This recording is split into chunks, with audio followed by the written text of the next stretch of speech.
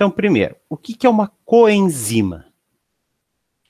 Coenzima é uma molécula orgânica ou metalorgânica unida a uma enzima. Ela tem função catalítica e é necessária ao funcionamento de determinadas enzimas.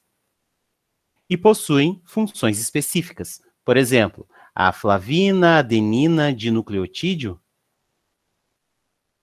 serve para a transferência de elétrons. Só isso? Só isso. Mas o que é essa flavina, adenina dinucleotídeo? Isso aí é o famoso FAD, que vocês vão tanto ouvir falar em todas as partes da biologia que falem de processos intra-organelas, intracelulares. Então, estão apresentadas as coenzimas. As coenzimas, elas são classificadas em derivados de vitaminas e não vitamínicos.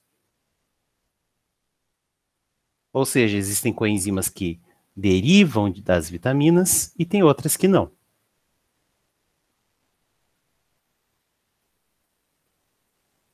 Então vamos começar com a parte mais bonitinha. Quais são as coenzimas derivadas de vitamina? Então, por exemplo, a gente tem a tiamina pirofosfato, também conhecida como TPP, de thiamine pyrophosphate, que serve para quê? Para transferência de grupos carbonílicos. Ou seja, tem carbonila no meio?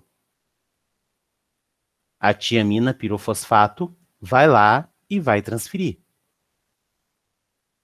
Vai pegar esse grupo carbonílico, vai tirar de uma molécula e vai levar para outra. A tiamina pirofosfato é originada ou derivada da vitamina B1. O dinucleotídeo de flavina adenina, ou FAD, serve para quê? Transferência de elétrons. O FAD é um oxidante, enquanto FADH é um redutor. E são derivados do quê? Da vitamina B2. A flavina é a vitamina B2. Outro dinucleotídeo que a gente tem é o de nicotinamida e adenina, que é o NAD+, que é um oxidante extremamente forte. Serve para quê? Transferência de elétrons. E é originado da vitamina B3.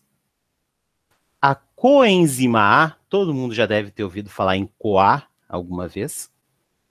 Não importa se foi no segundo grau, não importa se foi em biologia celular, não importa se vai ser em biologia molecular, mas vai ouvir falar da tal da coenzima A. Serve para quê? Para transferência de grupos acetil. Como assim?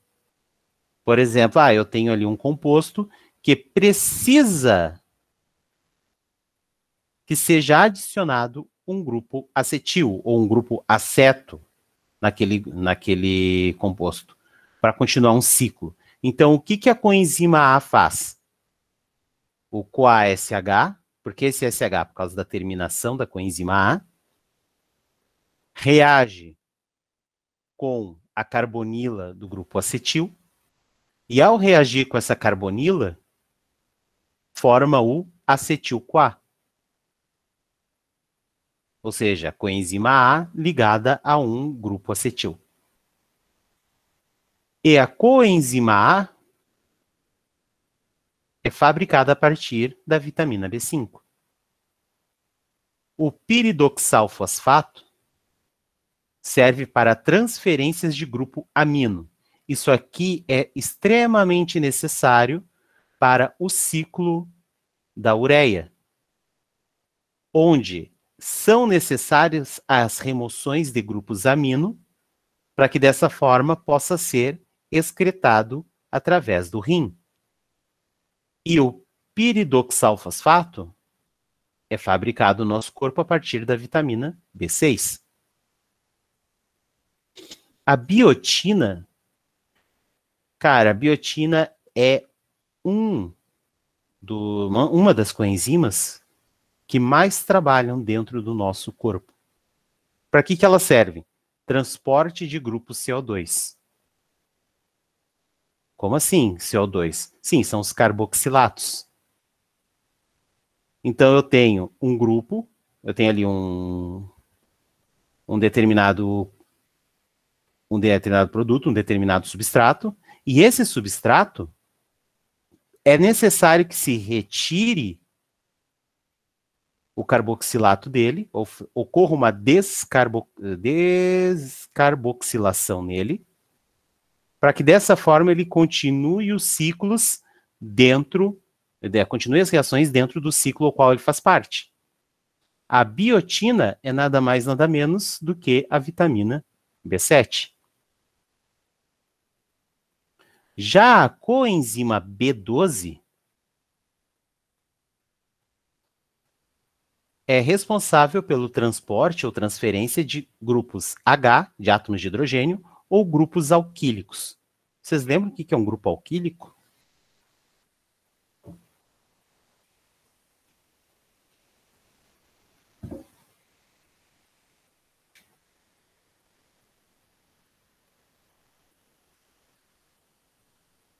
Eu estou achando que não lembro.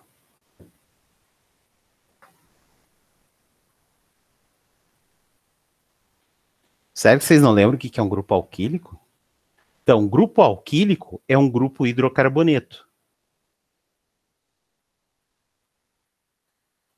Então, qualquer grupo que seja basicamente hidrocarboneto e que não tenha aromaticidade, porque se tiver aromaticidade vai ser um grupo aril ou arílico, é considerado um grupo alquílico. Então, por exemplo, quando a gente trabalha com gorduras, principalmente a síntese de gorduras, é necessário essa coenzima B12, para quê? Para que ocorra o transporte desses grupos alquílicos e a partir do transporte desses grupos alquílicos ocorra a formação da gordura. Sim, a formação da gordura é através do transporte de grupos alquílicos.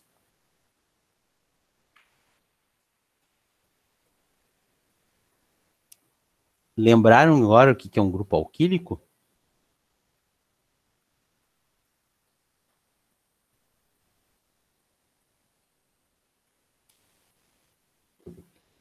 Então, voltando, o grupo alquílico é basicamente um grupo que é feito somente de hidrocarbonetos. Só isso. Então, a gente pode pegar aqui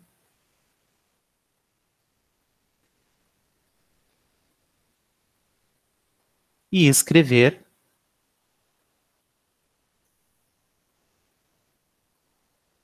hidrocarboneto.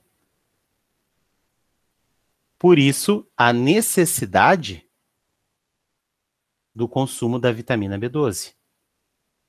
Porque sem essa coenzima, não há o transporte desses grupos para que ocorra a formação de determinados produtos, determinados compostos. Ok?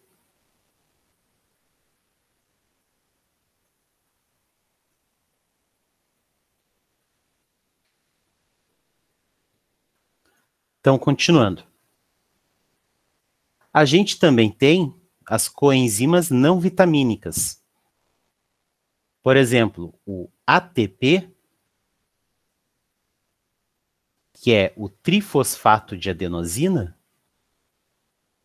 ele serve para quê? Para o transporte de fosfato, ou fosfato inorgânico,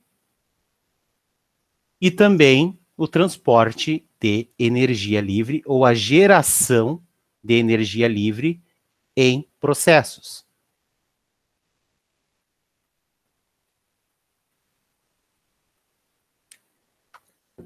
Não sei se vocês se lembram, quando a gente estava trabalhando com os ácidos nucleicos, que a gente estava trabalhando com geradores de grupos metílicos, que acabavam danificando o DNA.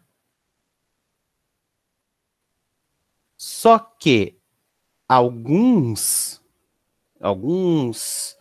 compostos químicos que fazem parte do nosso corpo precisam ter transferência de grupos metílicos, ou de CH3. E a S-adenosilmetionina é responsável pelo transporte desses grupos metílicos.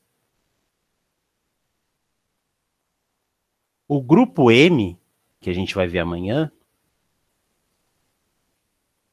ele serve para o transporte de grupos através de processos de oxirredução. Vocês já devem ter ouvido falar desse grupo M.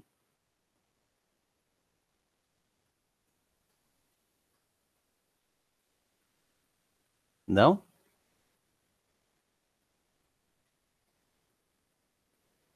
Já ouviram sim. Porque eu falei para vocês em aulas atrás. E nós temos a molibdopterina, nome difícil, que serve para o transporte de átomos de oxigênio através do molibdênio presente nessa estrutura. Ok? Então já classificamos e demos alguns exemplos. Agora que a gente fez isso, agora a gente começa a ver como é que funcionam essas coenzimas. Primeira que a gente vai ver é a tiamina pirofosfato. Então, a tiamina é basicamente tudo isso aqui.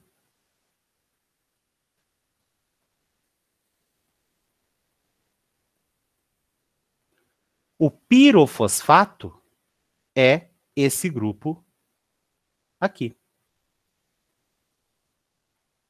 Mas como é que funciona o transporte de grupos carbonílicos através da tiamina pirofosfato? Olhando aqui, o que vocês sugerem?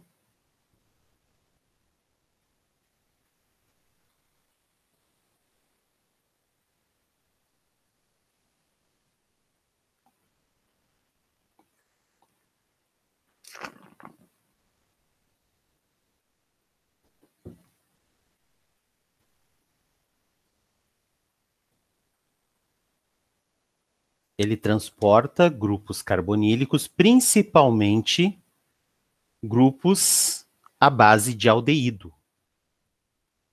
Como é que eles fazem esse transporte? Como é que essa molécula faz esse transporte?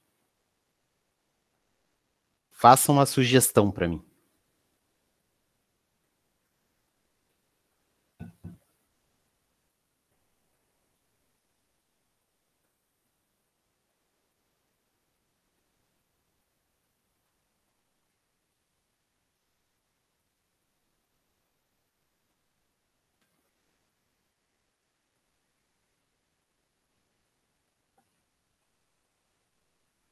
Estou aguardando.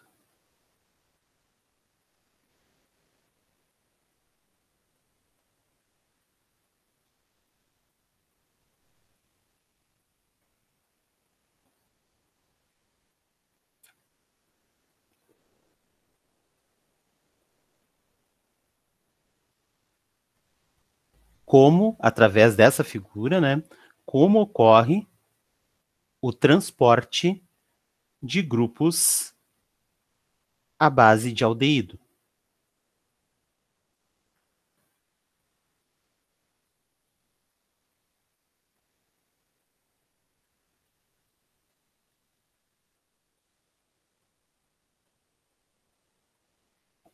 Ligação de hidrogênio? Tem em mente, Cristiano, que isso aqui é o teu reagente e isso aqui é o teu produto.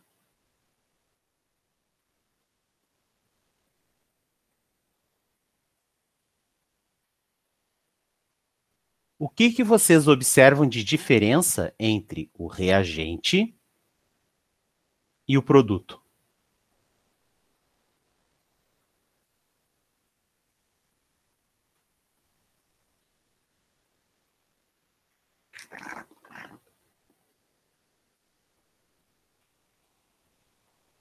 Ligação de carbono aonde? No anel. Qual deles?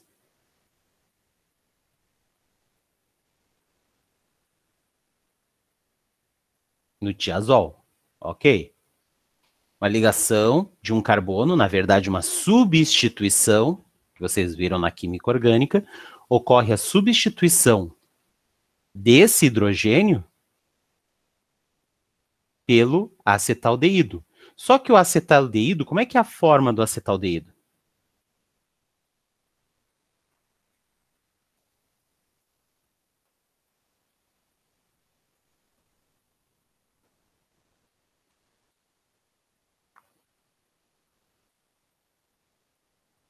Como é que é a forma do acetaldeído? O acetaldeído, ele é isso aqui, ó. R,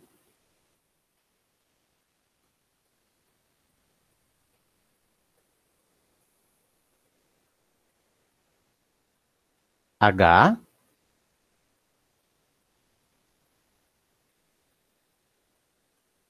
dupla O. Então, o acetaldeído, ele é assim. E como é que está o acetaldeído representado aqui?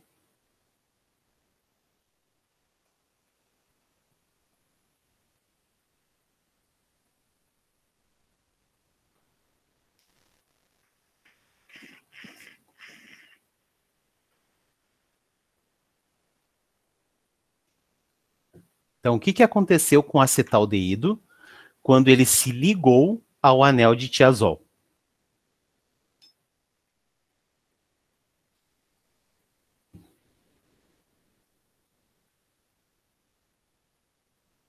Em uma palavra.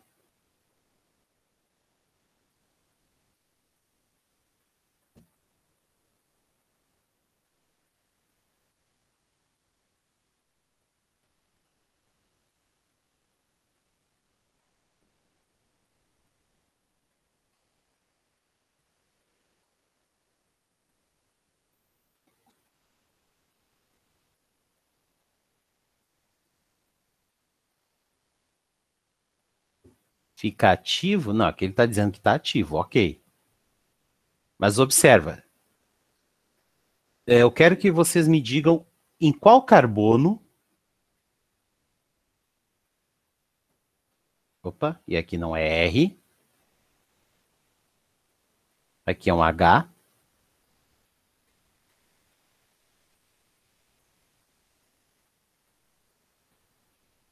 Pronto. Em qual carbono que esse carbono do anel de tiazol se liga ao acetaldeído, que é esse carinha aqui simpático.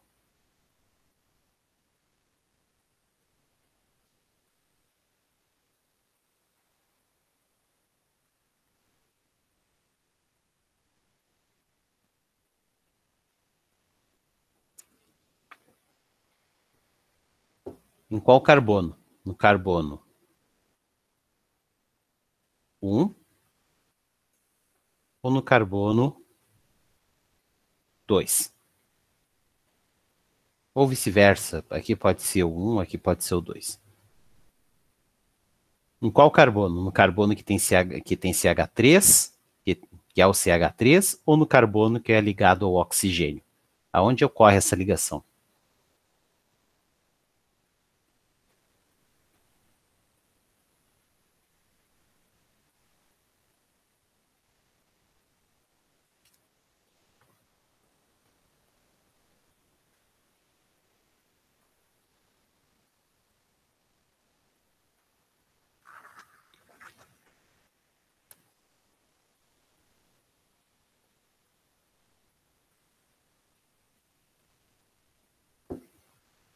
Tu acredita que seja nesse aqui, Cristiano?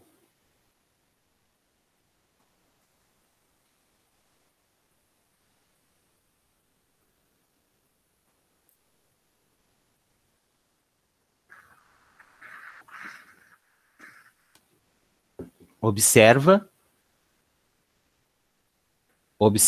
a forma disso aqui. Vou até apagar aquele círculo que eu fiz.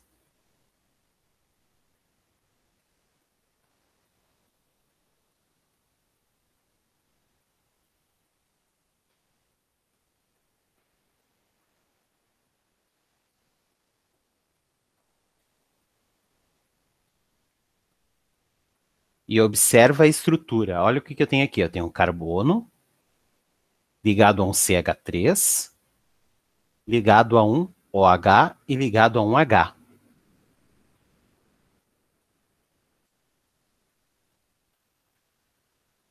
Onde é que eu tenho um H perto do oxigênio? Aqui. Então aqui eu tenho um H. Aqui eu tenho um CH3. Onde é que está esse CH3? Exatamente. O CH3 está aqui, ó. Então sobrou o quê? Sobrou esse carbono. Quando o anel de tiazol se ligou a esse carbono, o que aconteceu? Esse carbono tinha uma ligação dupla. Agora tem uma ligação do tipo simples. Se ele tinha uma ligação dupla e agora ficou com uma ligação do tipo simples, que processo ocorreu com ele? Um processo de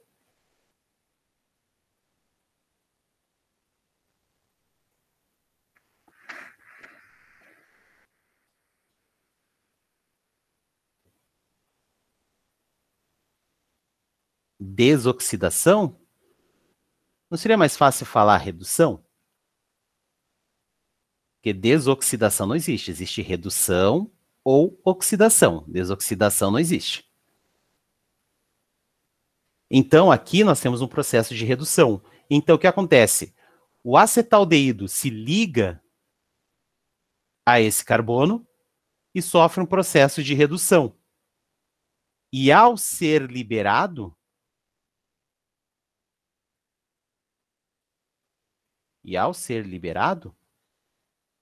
ele volta a ser um aldeído. Só isso? Só isso. Então, é esse o processo que envolve a tiamina pirofosfato. E a gente vai trabalhar com ela em Bioquímica 2? É óbvio que sim.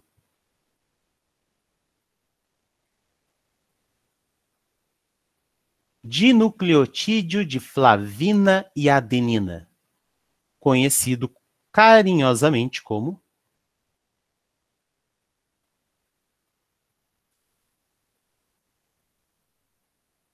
FAD.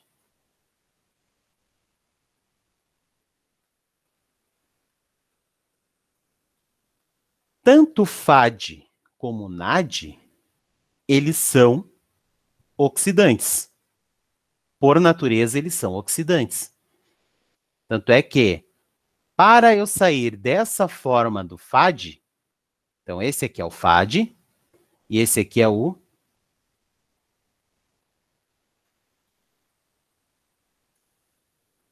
FAD-H.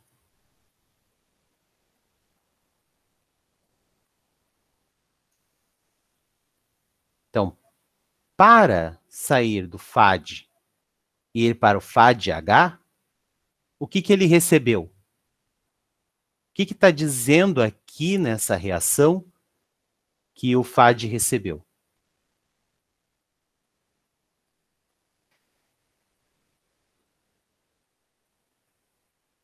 Hidrogênio e o que mais?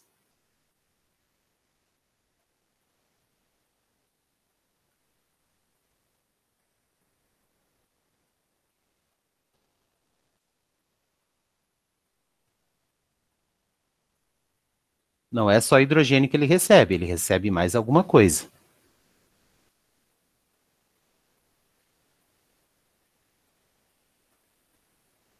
prótons?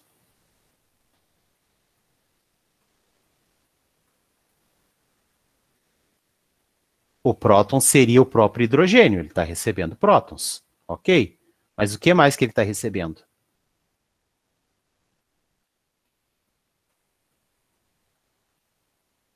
Lembrem, H+ é próton. Teoria ácido-base de Bronsted-Lowry.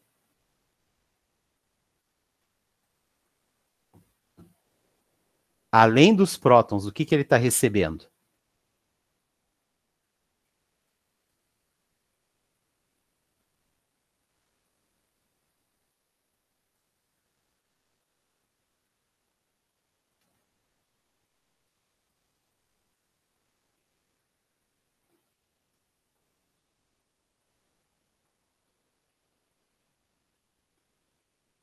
Tá na cara, gente.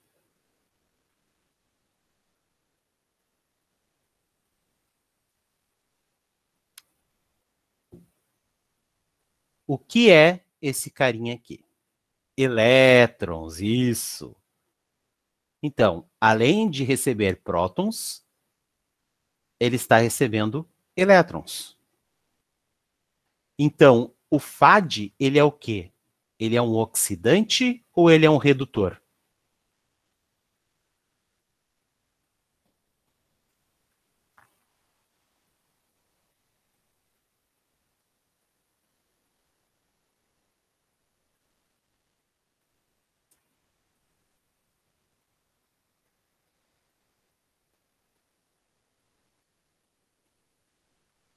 Ele é um oxidante.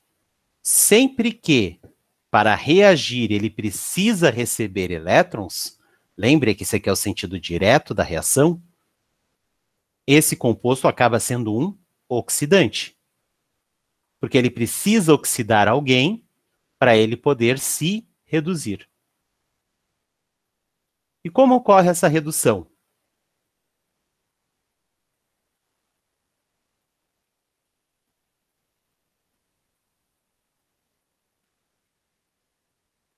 Ocorre através do recebimento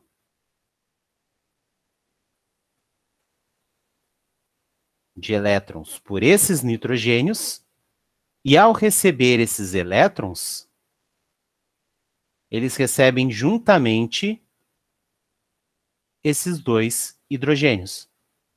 Percebam que o FAD, ele necessariamente precisa receber dois hidrogênios.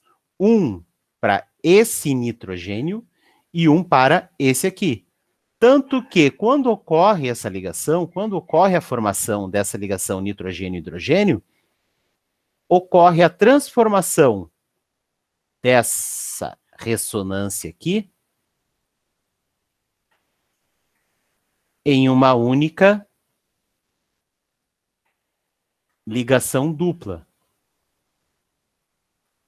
Devido a quê? Devido ao ganho de elétrons por parte desses nitrogênios para que eles obtivessem a estabilidade.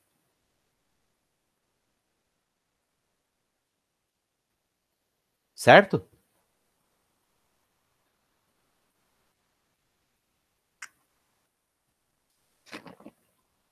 E percebam também que o FAD não tem carga nenhuma. Ó, sem cargas. E quando ele se transforma em FADH, também sem cargas. Ok? Agora, indo para o NAD, observem. O que o NAD tem de especial?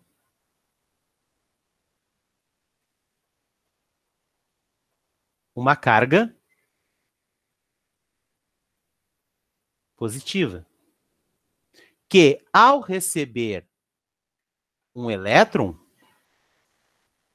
acaba sumindo. E o nitrogênio que era carregado devido à formação de um sal de amônio quaternário, acaba se transformando em um grupo amino. Observem também que, ao ocorrer o recebimento de elétrons por esse nitrogênio, acaba tendo um deslocamento de ressonância e esse H+, acaba se ligando a esse carbono, formando o NADH. Esse processo é uma redução, enquanto esse é uma oxidação. Logo, o NAD+, ele é o quê?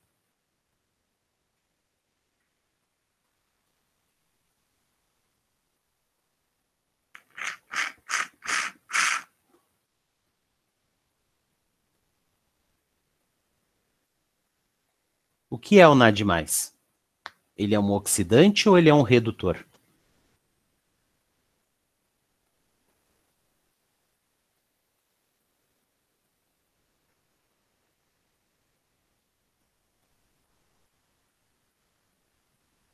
Não, ele é um oxidante. Por que ele é um oxidante?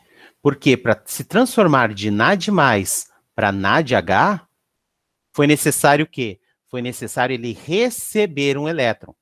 No caso aqui, 2. Só que, quando se recebe um elétron, eu sofro um processo de redução. Só que para sofrer um processo de redução, eu preciso oxidar alguém.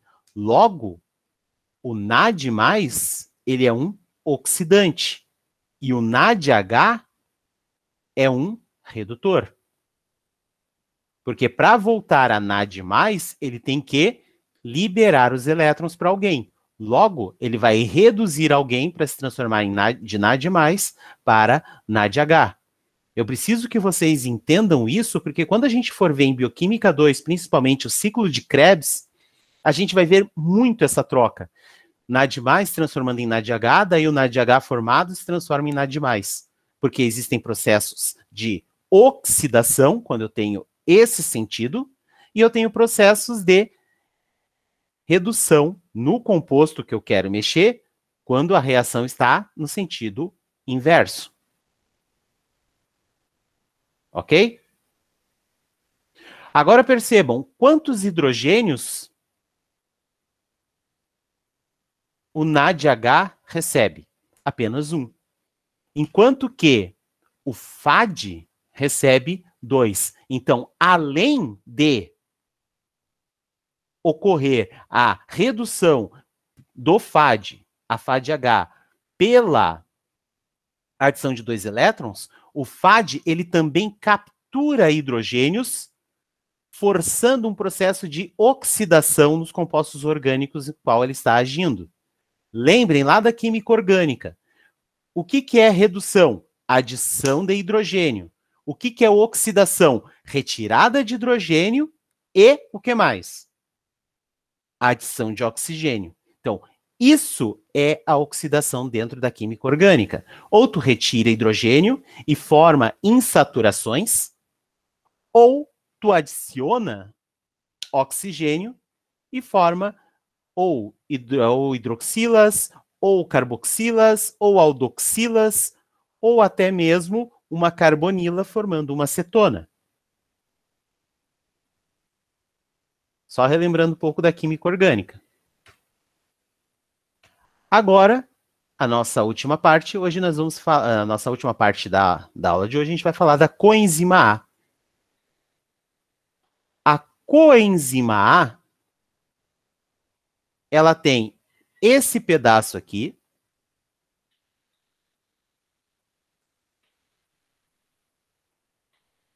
que é derivado da vitamina, do complexo B, de uma vitamina do complexo B. A gente tem também um ADP aqui, um ADP-P. Por que ADP-P? Porque eu tenho um difosfato de adenosina com um fosfato ligado aqui na ribose. Só que o que é o mais importante da coenzima A? Esse grupo SH, esse grupo tiol. O que o tiol faz? Ele se liga aos grupos acetil e promove o transporte desses grupos. Tanto quando a gente for ver na bioquímica 2, a gente vai ver que é absolutamente necessário ter coenzima A, tanto no ciclo de Krebs, quanto na degradação de gorduras, quanto na construção de gorduras dos ácidos graxos, é necessário ter a coenzima A, porque sem ela não ocorrem esses processos, que a gente depende do transporte de grupos acetil ou grupos aceto. Mas como isso ocorre? Aqui a gente tem um exemplo. Ó, aqui a gente tem a coenzima A e aqui embaixo a gente tem o acetil-CoA. Qual é a diferença da coenzima A para o acetil-CoA?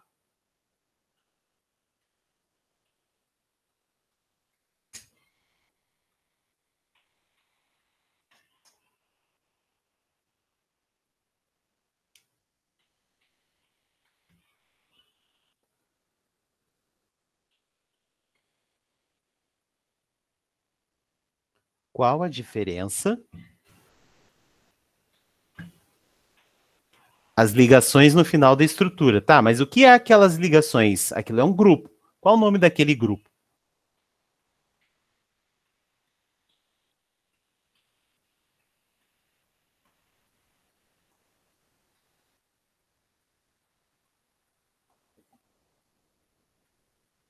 O nome do composto dá uma dica.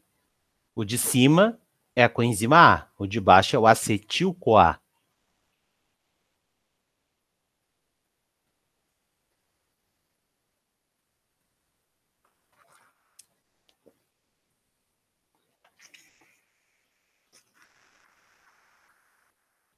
Qual é o nome daquele grupo?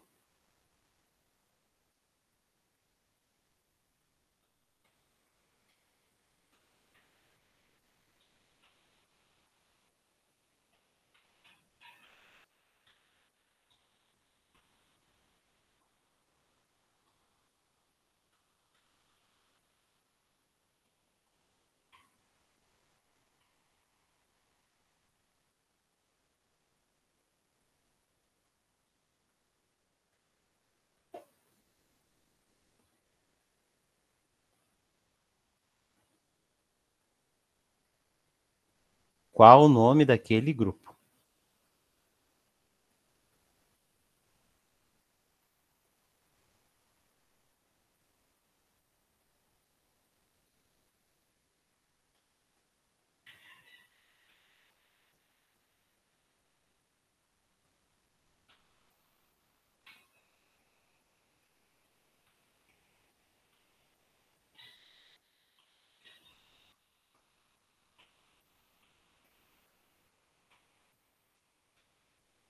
Estou aguardando. Não sei o que é S. S é enxofre. Mas não tem nada a ver com enxofre, Cristiano.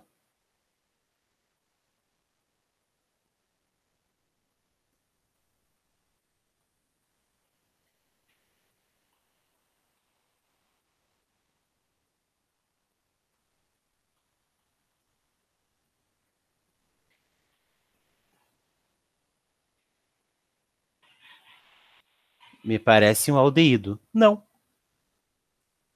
Esse grupo aqui,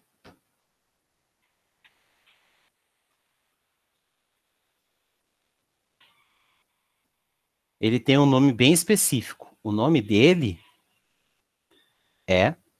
Deixa eu fazer aqui.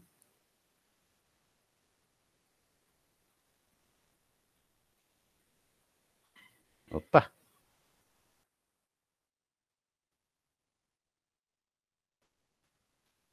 Agora sim.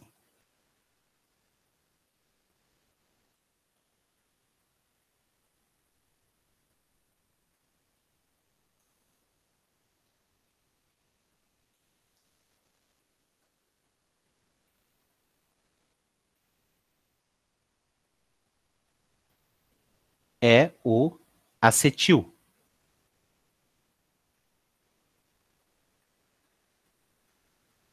Então, o nome desse grupo é acetil. Então, sempre que tiver um CH3C dupla O ligado a alguma coisa, vocês chamam de acetil. E simples assim.